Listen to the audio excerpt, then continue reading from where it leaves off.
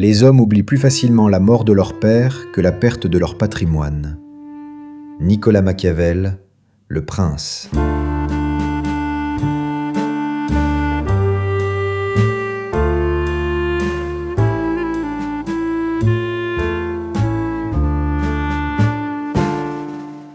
La plupart des gens abordent les personnes puissantes avec une idée fausse. Ils pensent que l'accès dépend du talent, de la sympathie ou du mérite.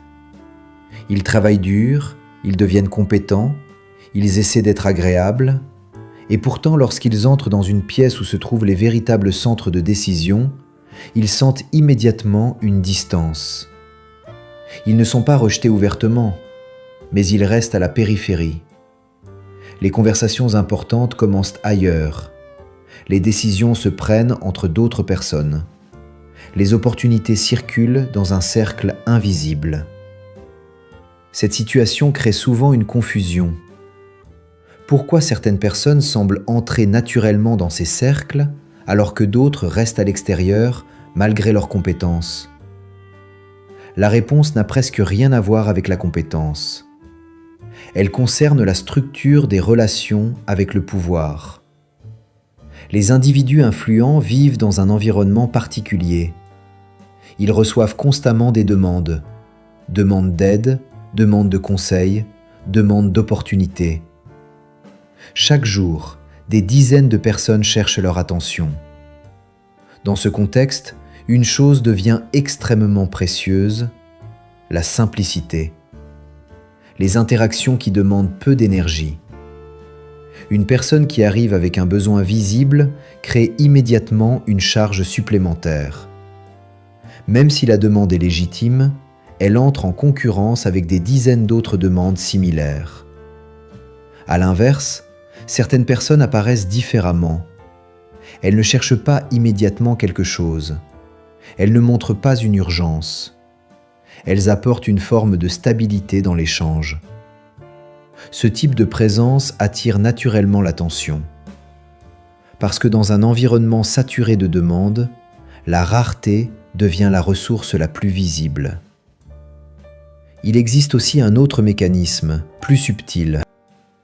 Les individus puissants sont particulièrement sensibles aux signaux de statut. Pas le statut officiel, le statut comportemental. Lorsqu'une personne entre dans une interaction avec l'énergie d'un demandeur, la hiérarchie devient immédiatement claire. L'autre devient celui qui peut donner ou refuser. Mais certaines personnes ne se présentent pas de cette manière. Elles ne cherchent pas à impressionner. Elles ne cherchent pas à convaincre. Elles parlent simplement comme quelqu'un qui possède déjà sa propre trajectoire.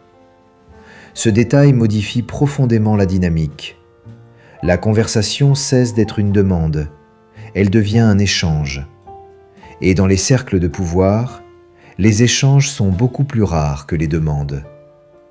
Une autre erreur fréquente consiste à essayer d'impressionner.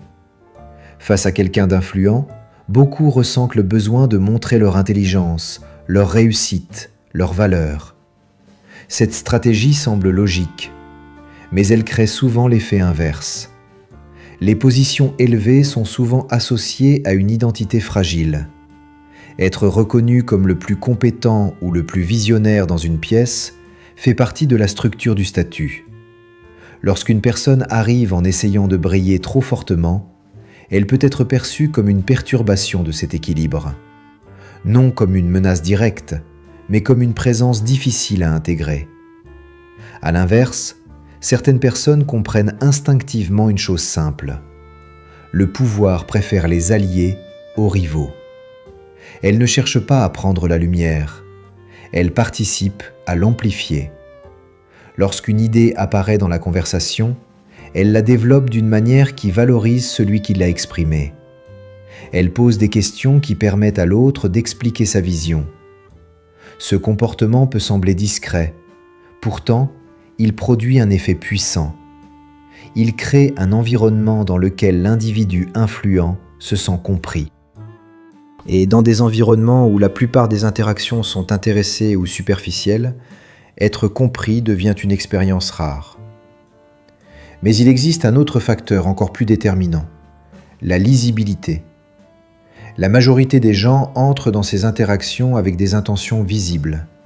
Ils veulent un emploi, un financement, une recommandation.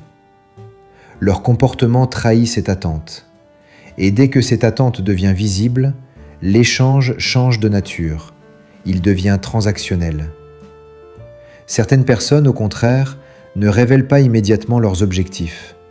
Elles parlent d'autres sujets, elles observent, elles laissent la conversation se développer naturellement.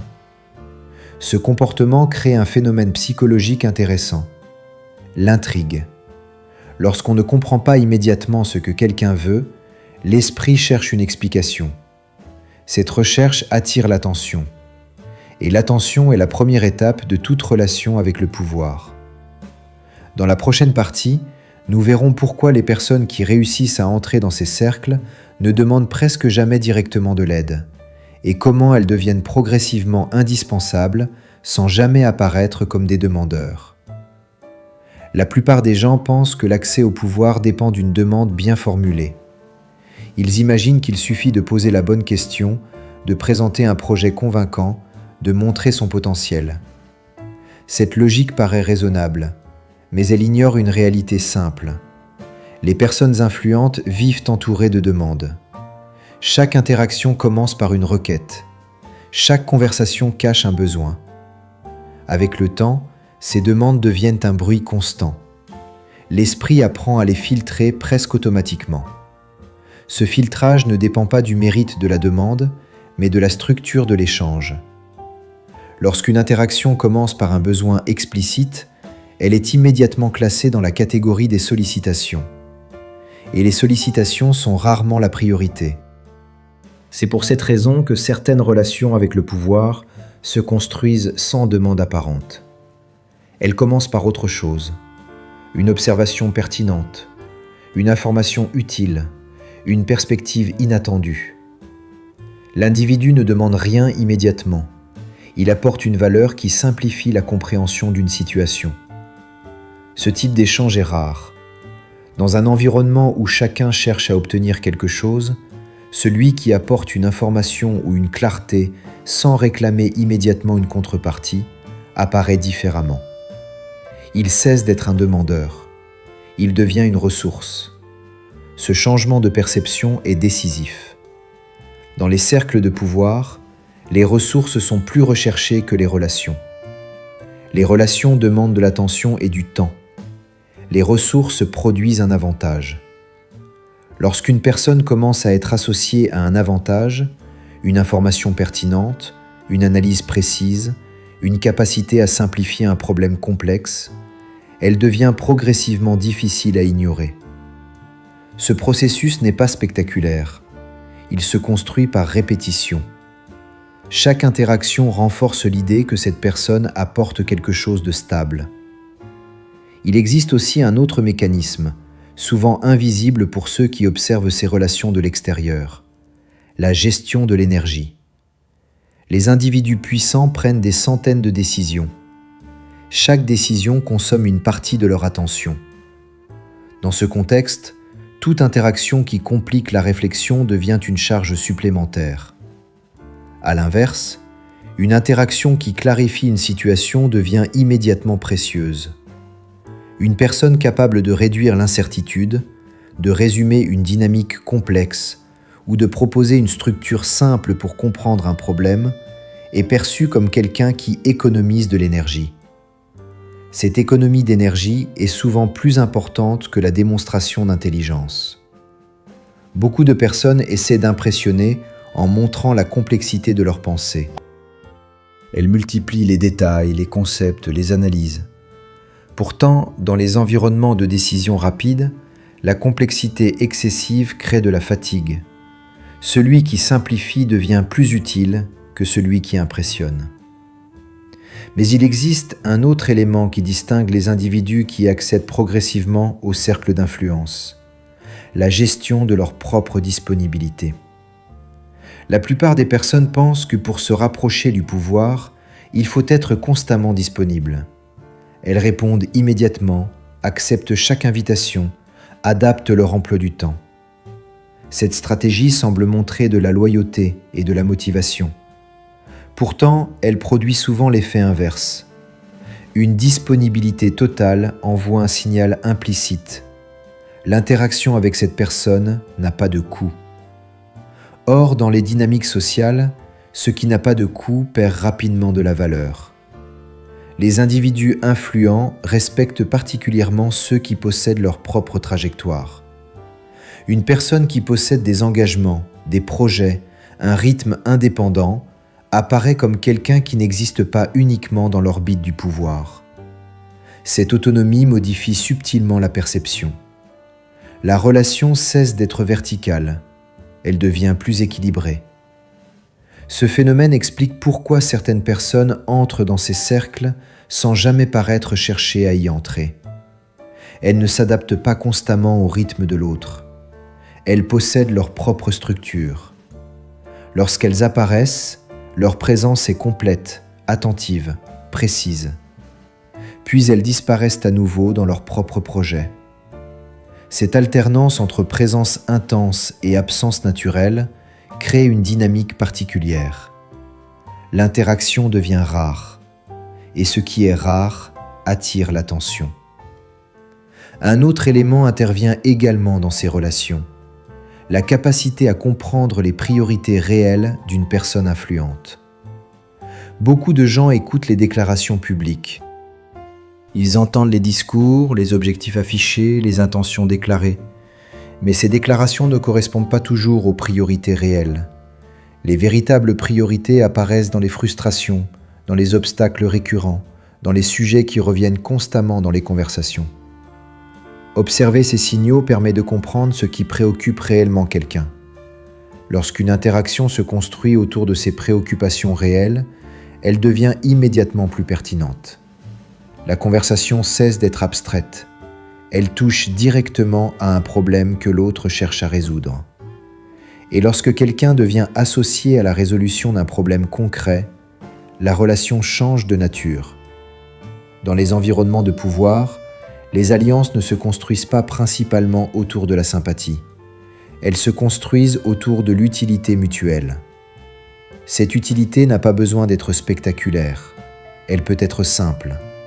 Une perspective claire, une capacité d'organisation, une information fiable, une présence calme dans les moments de tension. Mais elle doit être stable. Avec le temps, cette stabilité produit un effet particulier. L'individu cesse d'être perçu comme un contact parmi d'autres. Il devient quelqu'un qui facilite certaines décisions, qui apporte une lecture utile des situations. Et lorsqu'une personne commence à faciliter le fonctionnement du pouvoir, elle n'est plus extérieure au cercle. Elle en devient progressivement une composante. Dans la prochaine partie, nous verrons pourquoi certaines personnes deviennent indispensables dans ces environnements, non pas parce qu'elles possèdent plus de pouvoir que les autres, mais parce qu'elles occupent une position que personne d'autre ne remplit. Dans les environnements où circulent les décisions importantes, la véritable influence ne provient pas seulement du statut visible. Elle provient souvent d'une position particulière dans la circulation de l'information. Ceux qui deviennent réellement indispensables ne sont pas toujours ceux qui possèdent l'autorité officielle. Ce sont souvent ceux qui comprennent plutôt ce qui se passe réellement autour du pouvoir. L'information, dans ces milieux, ne se résume pas aux données publiques. Elle concerne les dynamiques invisibles, les tensions entre équipes, les changements silencieux dans les priorités, les projets qui avancent en coulisses avant d'être annoncés. Comprendre ces mouvements exige une observation constante et une capacité à écouter plus que parler. La plupart des personnes imaginent que pour se rapprocher d'un individu influent, il faut attirer son attention directement. Elles cherchent à être remarquées, à démontrer leur valeur, à créer un moment mémorable. Pourtant, ceux qui entrent durablement dans ces cercles procèdent souvent différemment. Ils deviennent progressivement une source d'informations fiables. Non pas en partageant des rumeurs ou des confidences inutiles, mais en apportant des éléments qui aident à comprendre une situation plus clairement. Une tendance dans un marché, une réaction inattendue dans une organisation, une évolution subtile dans un rapport de force. Ces observations lorsqu'elles sont précises et répétées dans le temps, créent une réputation particulière, celle de quelqu'un qui voit ce que les autres ne remarquent pas. Cette réputation modifie profondément la relation avec le pouvoir. La personne influente cesse de voir cet individu comme un simple interlocuteur. Elle commence à le considérer comme une extension de son champ de perception. Dans des environnements où les dirigeants sont souvent isolés par leur position, cette extension devient extrêmement précieuse. Plus le statut d'une personne est élevé, plus les informations qu'elle reçoit sont filtrées. Les collaborateurs cherchent à éviter les mauvaises nouvelles, les interlocuteurs extérieurs cherchent à plaire, et les rivalités internes déforment souvent la réalité. Celui qui apporte une lecture honnête et utile de la situation devient donc rare. Mais cette position demande une discipline particulière. Celui qui veut être perçu comme une source fiable doit résister à une tentation fréquente, celle de parler trop tôt ou trop souvent. L'information perd sa valeur lorsqu'elle devient constante et superficielle. Les personnes qui gagnent réellement la confiance des cercles d'influence sélectionnent soigneusement ce qu'elles partagent. Elles parlent lorsque l'observation apporte une véritable clarté. Cette retenue renforce la crédibilité de leurs interventions. Lorsque quelqu'un parle rarement mais toujours avec précision, chaque parole acquiert un poids particulier. Cette dynamique crée une autre transformation importante. L'individu n'est plus seulement quelqu'un qui reçoit l'attention du pouvoir. Il devient quelqu'un qui contribue à la compréhension du pouvoir. Et lorsqu'une personne commence à contribuer à cette compréhension, elle se rapproche naturellement du centre de la conversation. Ce mouvement ne nécessite aucune démonstration de force. Il s'appuie simplement sur une utilité constante. Il existe également un autre aspect souvent ignoré dans ces relations, la gestion des conflits et des tensions. Les environnements de pouvoir sont rarement calmes.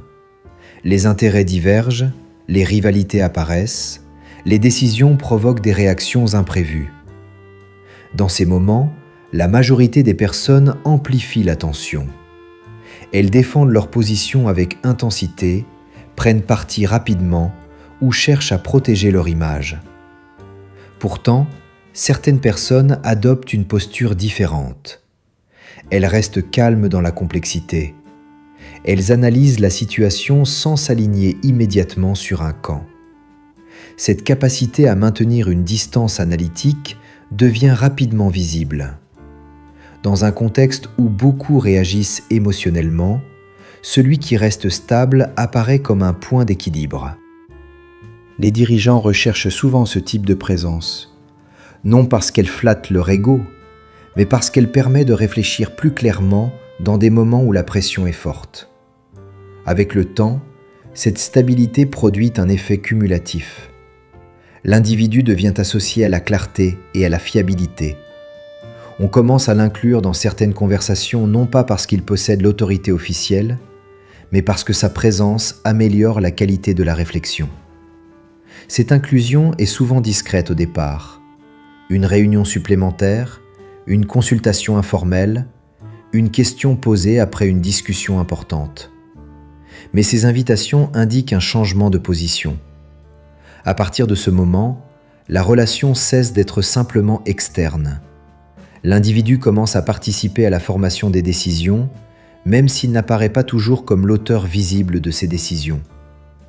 Dans les dynamiques de pouvoir, cette position intermédiaire est souvent plus influente que le statut officiel. Celui qui participe à la formation des idées influence la direction avant même que les décisions soient annoncées. Cette progression n'est jamais instantanée. Elle repose sur une accumulation lente de crédibilité. Chaque interaction confirme ou affaiblit la perception de fiabilité. Ceux qui réussissent à maintenir cette crédibilité pendant longtemps finissent par occuper une place particulière, celle de quelqu'un dont l'absence serait remarquée. Dans la prochaine partie, nous verrons pourquoi certaines personnes deviennent précisément indispensables dans ces environnements, non pas par leur autorité visible, mais parce qu'elles occupent une fonction que personne d'autre ne peut remplacer facilement. Dans les environnements où circulent les décisions importantes, la véritable sécurité ne provient pas du statut affiché. Les positions officielles changent, les hiérarchies se déplacent, les alliances se transforment. Ce qui demeure stable en revanche, c'est la nécessité de certaines fonctions invisibles. Les individus qui deviennent réellement difficiles à écarter sont souvent ceux qui occupent ces fonctions sans chercher à les exhiber. Ils deviennent une pièce structurelle du fonctionnement général. La plupart des personnes pensent que pour être reconnues dans ces cercles, elles doivent démontrer leur talent de manière visible. Elles cherchent à produire quelque chose d'impressionnant, à résoudre un problème spectaculaire ou à se distinguer par une compétence particulière. Cette approche peut fonctionner ponctuellement, mais elle ne crée pas nécessairement une position durable. Un exploit peut attirer l'attention pendant un moment, mais l'attention se déplace rapidement vers d'autres événements. Les positions durables se construisent différemment. Elles reposent sur une dépendance progressive. Cette dépendance n'est pas dramatique. Elle apparaît lorsque certaines tâches essentielles commencent à passer naturellement par une personne précise. Cette personne comprend les détails d'un projet complexe, maintient une relation importante avec un partenaire extérieur ou possède une vision globale d'un système que les autres connaissent seulement par fragments. Lorsque cette situation se répète, une transformation subtile se produit. L'individu cesse d'être perçu comme un collaborateur interchangeable. Il devient un point de continuité. Dans les organisations et les réseaux d'influence, la continuité est une ressource rare. Les projets changent de direction, les priorités évoluent, les équipes se réorganisent. Dans ce mouvement constant, celui qui comprend l'ensemble du paysage devient naturellement précieux. Ce type de position n'est pas construit par hasard. Il repose sur une observation attentive des zones négligées. Dans chaque structure de pouvoir, certaines fonctions attirent toute l'attention. La stratégie visible, les décisions finales, les annonces publiques. Mais entre ces moments visibles existent de nombreuses zones intermédiaires où le travail réel se déroule. Ce sont souvent des domaines que peu de personnes souhaitent maîtriser parce qu'ils exigent de la patience, de la précision et une compréhension profonde des mécanismes internes. Celui qui investit ces zones invisibles acquiert progressivement une influence particulière. Il comprend comment les décisions se traduisent en actions concrètes. Il voit les obstacles avant qu'ils ne deviennent visibles pour les dirigeants. Il peut anticiper certaines difficultés et proposer des solutions avant même que le problème soit formulé. Cette capacité à anticiper modifie profondément la perception. Dans les environnements de pouvoir, celui qui annonce un problème est souvent perçu comme porteur de mauvaises nouvelles. Celui qui apporte une solution avant que le problème ne devienne critique est perçu comme quelqu'un qui protège la structure. Cette distinction est essentielle. Les individus influents cherchent instinctivement à s'entourer de personnes qui réduisent l'incertitude. Mais la dépendance ne se crée pas seulement par la compétence technique, elle se crée également par la confiance. La confiance dans ces environnements n'est pas fondée uniquement sur la loyauté déclarée, elle repose sur la prévisibilité. Lorsqu'une personne réagit de manière stable dans différentes situations, succès, échec, tension, pression, elle devient lisible. Cette lisibilité permet aux autres de prévoir ses réactions et de s'appuyer sur elles. La majorité des individus réagit fortement au changement d'environnement. Lorsqu'une situation devient stressante, leur comportement se modifie. Ils deviennent plus défensifs, plus prudents ou plus impulsifs. Ces variations rendent leur comportement difficile à anticiper. À l'inverse, quelqu'un qui maintient une attitude cohérente dans différentes circonstances devient progressivement un point de référence. Cette cohérence crée une autre forme de sécurité, la discrétion. Dans les cercles d'influence, l'information circule constamment. Certaines informations sont sensibles, d'autres simplement incomplètes. Les personnes qui gagnent la confiance du pouvoir sont celles qui comprennent instinctivement quelles informations doivent rester dans l'espace de la conversation et lesquelles peuvent circuler ailleurs. Cette capacité de retenue est souvent plus importante que l'intelligence ou la créativité. Lorsqu'une personne démontre qu'elle peut entendre des informations importantes sans chercher immédiatement à les utiliser ou à les diffuser, elle devient un espace sûr.